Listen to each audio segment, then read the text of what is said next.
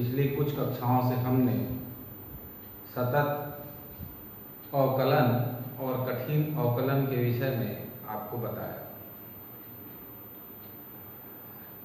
आज हम स्टार्ट करते हैं एप्लीकेशन ऑफ डिफरेंशिएशन, अवकलज का अनुप्रयोग। इसका उपयोग हम कैसे कर सकते हैं? तो अवकलज का अनुप्रयोग एनुअल एग्जाम की दृष्टि से देखें तो इसका वेटेज ओनली 4 नंबर का होता है और ये चैप्टर काफ़ी लंबा है। इसके अंतर्गत हमें कई प्रकार के प्रश्नों का अध्ययन करना है।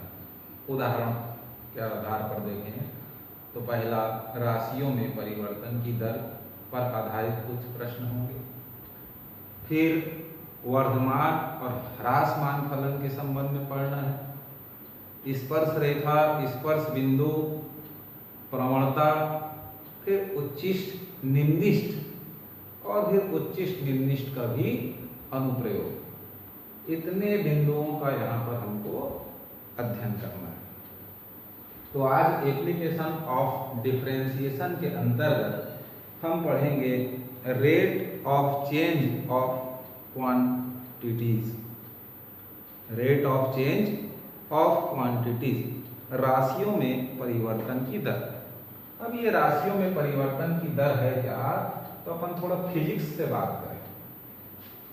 फिजिक्स में भी मतलब होता है, आप सभी जानते हैं, वेग, और इसको हम ऐसा भी शो करते हैं ds/dt, यानी दूरी में या विस्थापन में परिवर्तन की दर। विस्थापन में परिवर्तन की दर को हम वेग कहते हैं, यानी t के सापेक्ष किसमें परिवर्तन हो रहा है, s में। तो उसी प्रकार यदि dy/dx को देखें तो क्या कह सकते हैं कि x के सापेक्ष y में परिवर्तन हो रहा है। अब ये परिवर्तन किस पर निर्भर करेगा? तो परिवर्तन किस पर निर्भर करेगा? तो जैसे मान लीजिए मैं एक सर्कल खींचता हूं। अब इस सर्कल का एरिया जैसे हमको देखना है तो πr² हुआ। मान लीजिए इसका एरिया जो है 9 पाई है, इसका मतलब इसका रेडियस 3 है। 16 पाई है तो रेडियस कितना हो जाएगा, 4।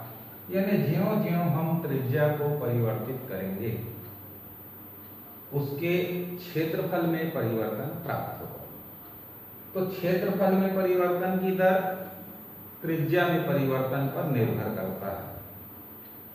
तो राशियों में परिवर्तन की दर के अंतर्गत हम क्षेत्रमिति से संबंधित कई प्रकार की आकृतियां, जैसे वृत्त, घन, घनाभ, गोला,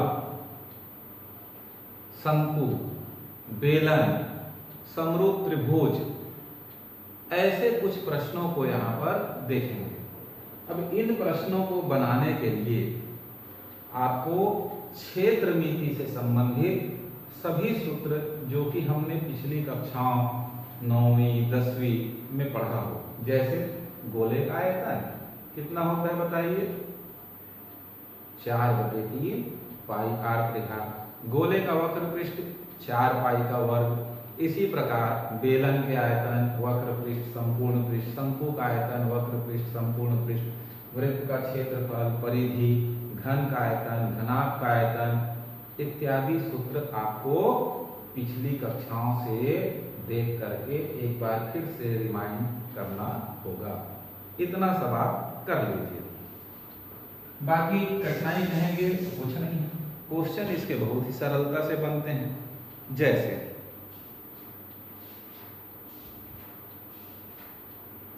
मैं आपको डायरेक्ट एक्सरसाइज समझाऊंगा, इसके पहले 25 उदाहरण आपकी किताब में दिए जाएंगे। यदि आप सभी उदाहरणों को बड़े ध्यान से और समझने का प्रयास करते हैं तो एक्सरसाइज के प्रश्नों को आप चाहें तो छोड़ सकते हैं। एनुअल एग्जाम में इसका केवल और केवल एक ही प्रश्न आना है, ठीक है। तो जैसे पहला प्रश्न देखते हैं, यदि एक घन की कोर 5 सेंटीमीटर प्रति सेकंड की दर से बढ़ रहा है तो घन का आयतन किस दर से बढ़ रहा है जबकि कोर की लंबाई 8 सेंटीमीटर है। अब ऐसे प्रश्नों को हमको लिखना कैसे है ये महत्वपूर्ण है। तो दिया है घन के कोर में परिवर्तन की दर, तो घन का कोर आपको याद होगा स्मॉल a से रिप्रेजेंट करते हैं, इसलिए dA/dt बराबर दिया है 5 और इसका इकाई भी दिया होगा 5 सेंटीमीटर प्रति सेकंड। तो इसके आयतन में परिवर्तन की दर ज्ञात कीजिए और किस समय, जब इसका कोर हो जाए 8 सेंटीमीटर। तो चूंकि v बराबर घन का आयतन का फार्मूला क्या होता है a त्रिघात। अब आप दोनों को t के सापेक्ष डिफरेंशिएट करेंगे, differentiate with respect to t। तो dv/dt यानी आयतन में परिवर्तन की दर ddt ऑफ a त्रिघात। तो a को t के सापेक्ष नहीं कर सकते इसलिए dA का गुणा कर लीजिए।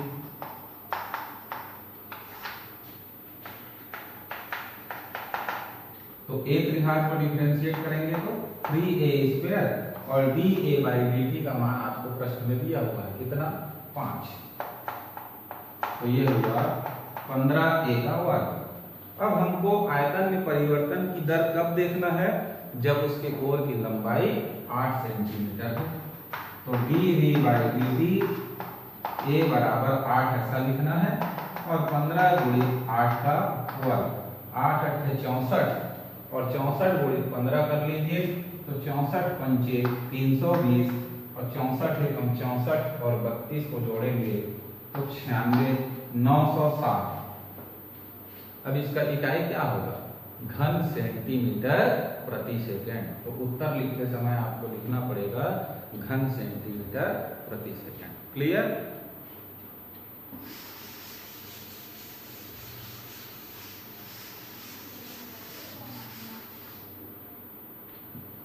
फिर दूसरा प्रश्न भी घन पर आधारित है, तीसरा वृत्त पर है, चौथा भी वृत्त पर है। तो तीसरा देखते हैं।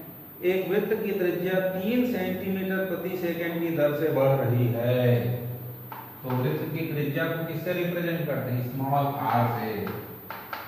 तो दिया है dr/dt बराबर 3 सेंटीमीटर पर सेकंड। आगे कहता है उस वृत्त की त्रिज्या 10 सेंटीमीटर हो तब किस दर से वृत्त का क्षेत्रफल बढ़ रहा है। तो चूंकि a बराबर अभी देखो फार्मूला कितना होता है πr²। तो क्षेत्रफल में परिवर्तन की दर ज्ञात करना है इसलिए differentiate with respect to t। Pi constant हुआ r²। तो r के फलन को r के सापेक्ष डिफरेंशिएट करेंगे। तो r² को r के सापेक्ष जब डिफरेंशिएट करेंगे तो क्या मिला 2r और dr/dt का मान कितना दिया हुआ है 3। तो 3 दूनी 6 पाई r हो गया। अब उसके क्षेत्रफल में परिवर्तन कब बोला है जब वृत्त की त्रिज्या 10 सेंटीमीटर। तो dA/dt बराबर r बराबर 10। तो 6 पाई गुणित 10 तो ये हो जाएगा 60 पाई वर्ग सेंटीमीटर प्रति सेकंड। हमारा आंसर आ गया। ठीक। फिर देखते हैं नेक्स्ट पांचवा।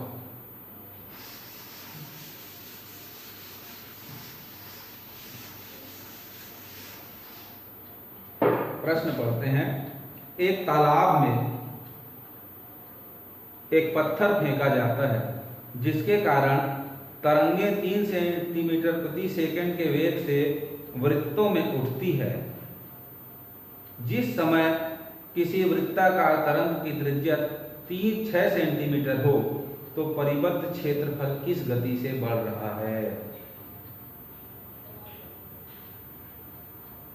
देखिए तालाब आपने देखा होगा और तालाब नहीं देखा है तो सामान्य किसी गड्ढे में पानी देखे ही होंगे। उसमें एक कंकड़ पत्थर मारिए तो ऐसा वृत्ताकार तरंग उठता है। उस जो तरंग की दर है, तरंग में परिवर्तन की दर, वो 3 सेंटीमीटर प्रति सेकंड की है, सेम जैसा कि इस सवाल में था। dr/dt बराबर 3 सेंटीमीटर पर सेकंड। तो उसके परिबद्ध क्षेत्रफल में तो जो तरंग उठता है वो कैसा होता है? वृत्ताकार होता है, इसलिए वृत्त के क्षेत्रफल का फार्मूला लगाएंगे और डिफरेंशिएट करेंगे। अभी देखे थे इसको कैसा डिफरेंशिएट करना है।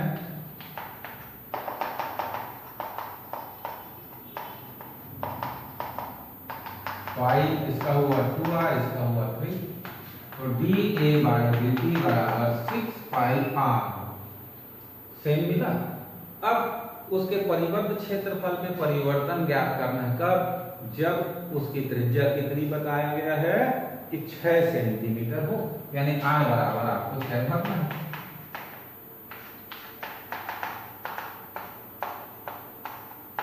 तो 6 छक्के 36 पाई वर्ग सेंटीमीटर प्रति सेकंड इसका आंसर होगा। ठीक, तो वृत्त से रिलेटेड हो गया, घन से रिलेटेड हो गया। अब थोड़ा बदल करके देखते हैं प्रश्न।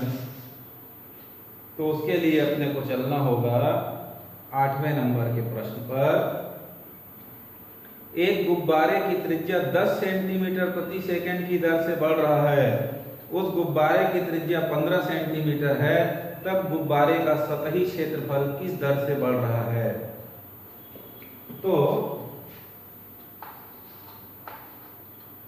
माना गुब्बारे की त्रिज्या r है, तो dr/dt बराबर हो जाए 10 सेंटीमीटर प्रति सेकंड। अब गुब्बारे का सतही क्षेत्रफल A बराबर होता है 4 पाई r का वर्ग। फार्मूला आपको याद रखना चाहिए। तो differentiate with respect to dA/dt of 4 pi r², 4 pi constant और अंश और हर में dr का गुणा कर दीजिए, 2r इंटू dr/dt का मान 10, 4 दूनी 8 का हम 80 हो गया, 80 पाई r आ गया। अब हमको गुब्बारे के सतही क्षेत्रफल में वृद्धि की दर कब देखना है? जब त्रिज्या का मान बताया गया है 15 सेंटीमीटर हो, यानी r का मान आपको 15 रखना है।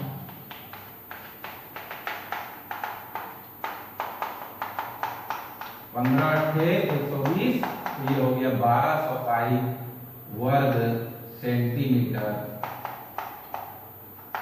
प्रति सेकंड। इसी प्रकार गोला का और कौन कौन सा प्रश्न हो सकता है?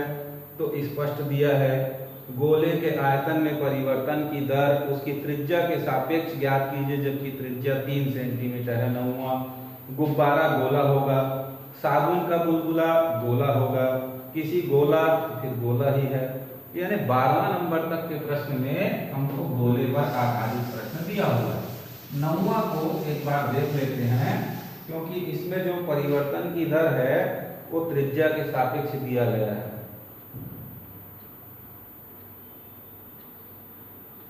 आयतन में परिवर्तन की दर इसकी त्रिज्या के सापेक्ष ज्ञात कीजिए, जबकि त्रिज्या 3 सेंटीमीटर है। तो 9 नंबर का प्रश्न, क्योंकि गोले का आयतन 4/3 पाई r घात होता है और परिवर्तन की दर किसके सापेक्ष बोला है? r के, तो आपको डिफरेंशिएट करना होगा r के सापेक्ष। Differentiate with respect to r, dv/dr 4/3 pi बाहर, ddr ऑफ r3, तो क्या मिलेगा? 3r², 3 4 pi r²। अब कब पूछ रहा है? जब त्रिज्या का मान कितना हो?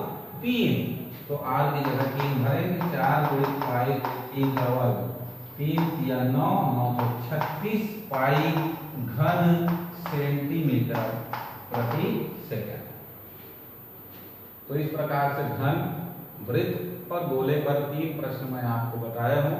प्रश्नावली यदि आप हल करते हैं तो 12वां तक घर पर हल करके देखिए, फिर आगे के प्रश्नों को मैं कल बताऊंगा।